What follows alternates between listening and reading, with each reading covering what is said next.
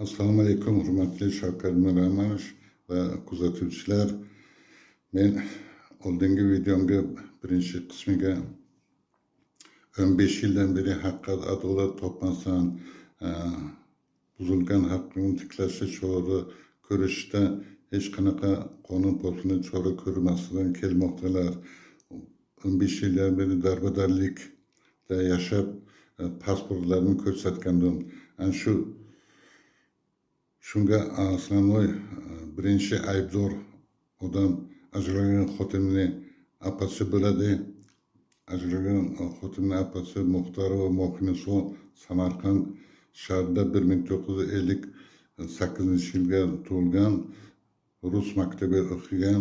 Yoshligidan tarbiyasi nihoyatda buzuq bo'lganligi sababli birinchi erga chiqqanda o'g'illik bilan hamda fohishalik bilan shug'ullanganligi sababli u eridan ajralgandi. Keyin men bilishimcha yana erga chiqdi. Muhammadqulov Ilhom degan odamga u shunaqa yomon ishni davom ettirganligi sababli qaynonasi uydan haydab yuborilgandi. O'shandan keyin otasini uyiga Samarqand shahar Sudasov ko'chasi 49-20 xonadonda yashar edi. O'sha xonadonda yashab turib, eri ishga bo'lganda har xil erkaklar kelar edi. Xullas, bu fohishalik bilan shug'ullanganligi sababli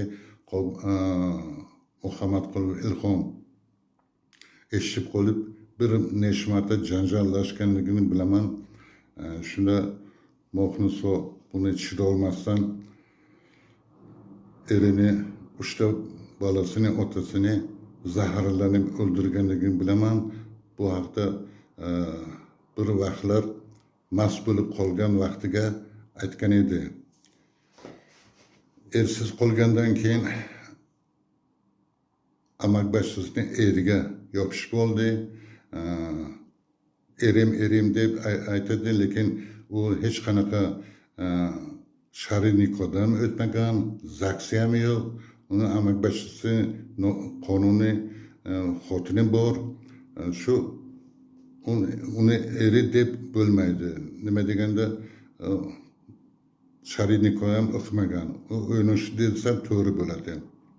Shu o'ynash orqali ularning gapiga quloq solib, maslahati bilan